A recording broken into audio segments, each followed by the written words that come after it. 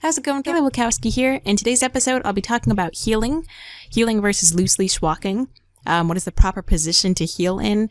What are the great benefits of heeling? When to work in a heel, when not to, how to teach the basics of heel. And should a dog stay in the heel for long periods of time, or should they be allowed to walk in front of you, walk around, and sniff their environment?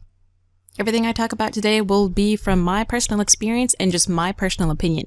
So I'm not going to say there's any right or wrong way to do it. There's never just one way to train a dog. If you agree, then that's fine. If you don't, that's fine too. Agree to disagree, and just do what works best for you and the dog. That's what I do this for, is to give dogs a better life and make it easier for them as well as their human counterparts. So first off, I guess we could talk about the proper heel position for a dog to be in. This can kind of differ depending on if you're old school or if you're more modern. The old school position of heel is where the dog's head should actually be behind you, not even with your knee. They should be right behind you, so the dog is stepping about a step behind you, and never in front of your leg. I guess you step off with your left leg. You always keep the dog on the left side when you're heeling, versus the new modern time where I guess people will often have the dog walk with their legs even with the dog. So the dog's shoulder is even with your shin and your knee. You walk at the same pace, and the dog's head is roughly right in front of your shin, not too far ahead. So a lot of times people are taught to walk with the dog on the left side. The heel is always on the left side, not the right side. This only comes from olden days when the policemen would walk around with their dog or their horse on the left side, because most of them were right-handed. So they would reach across to get the gun from their holster on the left side of them, on their left leg or possibly the right leg. Either way, they would often have the animal or horse or whatever it was on the left side of their body. Nowadays, you can teach your dog or horse or whatever to walk on either side of you. And it can be quite handy to have your dog walking on both sides of you, so it can be interchangeable with the heel on the right side, the left side. They can go back and forth, make it a fun little game of which side they want to walk on. And it makes it really good for your dog. So if you ever need to heel with them on the opposite side, say you're walking on a busy road, you need your dog to be on the right side, they understand how to do that. Because if you only work on one side, your dog is not going to understand what to do on the other side, because they work very simply by association. They always do it on this side, so they never get any workout on the other side. If you only work your left hand out, your right hand's not going to be very useful. So one of the main differences between heeling and loose leash walking is that on a loose leash, your dog is able to walk in front of you, move around freely, sniff if they want to, say hi to neighbors, all that, as long as they're not pulling and it's a nice loose leash. With heeling, the dog is right next to your body. They're paying much more attention to you. They're not sniffing everywhere. They're not walking in front of you. If you turn, they turn with you. If you stop, they do an automatic sit. This is very common for service dogs, or obviously police dogs. Any kind of working dog, when they do heel, they are meant to pay attention to their person. Now, some people do actually have their dog on a loose leash, but they have them in the heel position, where basically they would be in the heel position, but they're not asked to heel, but the leash is still dragging on the floor. To me, I think a dog who's on a loose leash should not have to be right next to you if they're not in the heel position. If they're on a loose leash, let them move in front of you, let them move around freely, let them sniff and be a dog. If you need them in the heel position, of course, it's very important to teach your dog that, and they should be able to listen to that with proper training. If you're in environment where there's lots of people, you're in a crowded store, you're going up and down the aisles, you want your dog to be right next to you and not lagging behind or running ahead, that's perfectly fine. But if they are on a loose leash, then you should let them have that freedom, and when they are in a heel, they should be able to stay close to you and pay attention, but you're also not just manhandling them and controlling them constantly. You're not constantly correcting them to stay in the perfect heel position. You're not always telling them where to put their feet, where to move their head. Don't you look at anything, only stare at me, because this can make a very dangerous situation. In my opinion, if your dog is constantly paying attention to you, which I don't like for a dog to constantly stare at me, I think it's very creepy. And it's just kind of stupid on my part, because if something happens behind me and I'm too into myself and thinking, oh, my dog loves me, it's staring at me, it's listening to me, blah, blah, blah, and there's a cougar behind me, the dog will notice that way sooner than I will. I'm already hard enough of hearing in my right ear anyway, so if I don't hear that, my dog will be able to look, and I will be able to read my dog and say, hey, there's something going on, let me pay attention to my surroundings, instead of just walking freely and making my dog do whatever I want them to, like a robot. I don't like robot dogs. I don't teach robot dogs. If you have a good heel where your dog is able to focus on you through a lot of major distractions, that's great. That is very important for your dog to be able to do, especially if they're a service dog or a working dog or just your regular pet. that's fine too, but don't expect for them to constantly have to stare at you, and they can't even sniff the ground, they can't scratch themselves, they can't lick their lips without you constantly correcting them.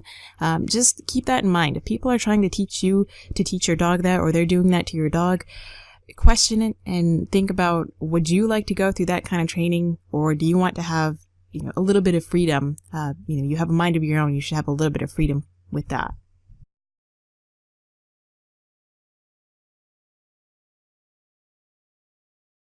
So when is a good time to have your dog in a heel? Really, anytime you would like them to be in a heel is something good that they can turn on and turn off. If you have a service animal and you're going to a store, a grocery store, it's really good to be able to keep your animal in control, and it shows other people that you are respectful of their space. Your animal understands what you're asking of them. They know what to do. They can stay in that heel. They stay close to you. They're not sniffing food or peeing on, vegetables or anything like that. If you're walking through a crowd of school children or anybody who's frightened of dogs, you don't want your dog running around and clotheslining them with the leash or running over them and knocking them down, or elders. If you're walking by someone who's even just very fragile, someone on crutches, an elder person, anytime you want your dog to be nice and close to you and they're really paying attention to you and not just running around sniffing everything they see, really good idea to put them into that heel. But also you want to release them from that after, a little while, only when you need to. Keep them in that heel, but when you don't need to anymore, let them go and be a dog.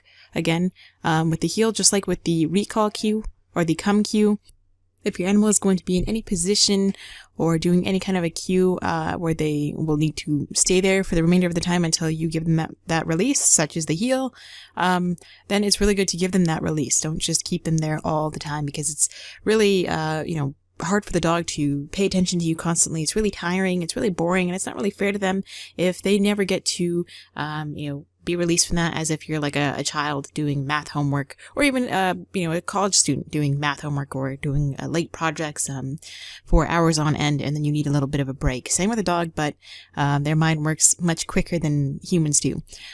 So it's important to give them that release after they do heel with you. You don't need to constantly repeat the cue over and over again. You begin to nag the dog and they begin to ignore you and just find that the cue loses its meaning. I've seen far too many people who are working with their dog in heel, and they continue to just shout out the word heel, heel, heel, heel with every step they take, and it's just as annoying to me as I'm sure it is to the dog.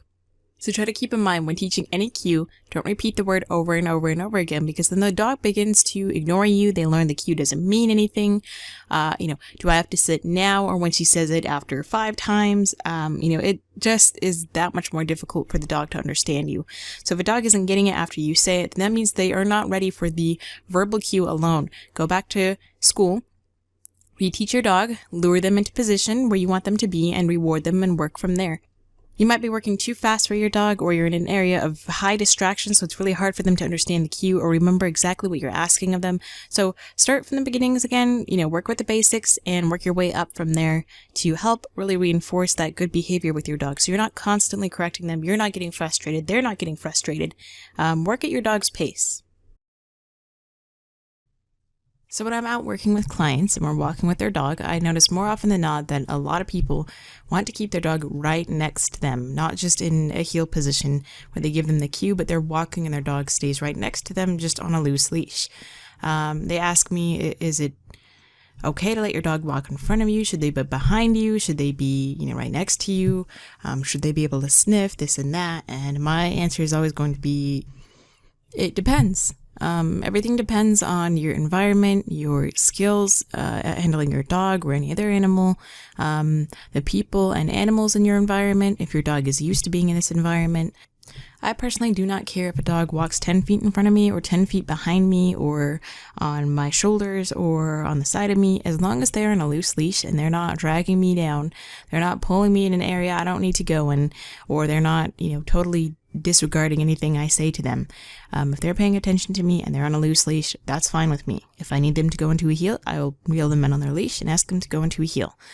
We will go into our heel for a short period of time, and then I will release them again to be on that loose leash. It's really important not to keep your dog in that constant controlled position, because it's a lot of pressure on them. They have to constantly pay attention to you, and that's not natural to them. Not that it's something bad to teach your dog heel or reinforce that, but understand that if you were in that same position, you constantly had to pay attention to a drill sergeant or someone that you were with. You constantly have to watch them, make eye contact. You stop when they do, you do a sit, you move back, forward, sideways, go in circles. Otherwise, if you don't, you're going to get corrected in some way. It's just not fair to the dog. Again, it's not natural. Walks are meant to be enjoyed by both person and dog. We walk for the dog. The dog is not just lucky enough to go along because we're going on a walk. We do it for the dog because we take these animals into our homes. They've been domesticated by us. We have to care for them, and we have to give them lots of exercise and mental stimulation. And then we kind of forget that halfway through, and we begin to just create something that we want to control. We put our human emotions on these animals that don't need it, and we create more problems for them than helping them. Dogs don't always need to be in that controlled state of being right next to you on any kind of walk. Let them sniff, let them be a dog. It's a lot less stress on you, trust me. You can still have a perfect dog that doesn't have to be walking next to you 24/7. So obviously, if you're in a tight situation, you just want your dog to be healing close to you. You're not going to get in the way of other people or other dogs. That's great. It's always good to be very cautious of other people and your surroundings and be very respectful of that. But if you're just by yourself or your family and you're just walking around, there's not too many things that you can get in trouble with. Let your dog be a dog. Let them walk around and enjoy life and be a dog. Be an animal.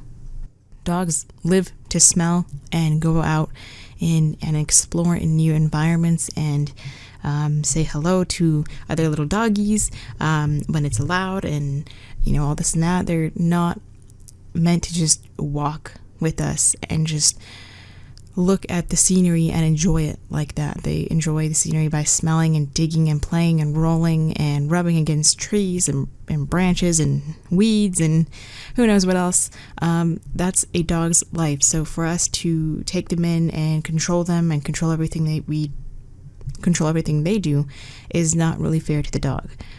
So when working with animals, everything you do just depends. It depends on your skill level, your situation, the environment, your dog's skill level, how much you've trained with them, how much you've worked with them, how much you trust them or don't trust them. There's never any always or nevers or always has to be or it never can be this or that in training. You're going to hear that a lot probably, that people will say, oh, I always heard that you should always do this, or you should never let your dog do this. You should never let your dog sniff on a walk because they'll never be able to stop him. Well, I walked plenty of dogs that have sniffed constantly on a walk, and I was easily able to stop them, and I allowed them to sniff at certain points of the walk, and I didn't allow them to sniff at other points of the walk because it would just be a sniff and not a walk. And no exercise. So that's my rant for today on healing, what I think about it, how I personally heal, my experience and my opinion. And in life, who knows, maybe a year, 5 years down the line, I may totally change my opinion on this. I'm always learning and changing and just working towards improving education and my skills with my dog. In the end, I just want it to be the best possible outcome for the dog because they don't have a choice in it. And I want them to be able to be what they are, a dog, but be safe in a human environment because that's where they are, really. So thanks for stopping by, folks. I really appreciate it. I hope you liked this video. I hope it wasn't too long and boring. If you have any ideas of what you would like to see next or hear me talk about next, feel free to leave a comment down below. Be sure to like and subscribe for more videos like this and more training videos coming up. Until next time, stay positive.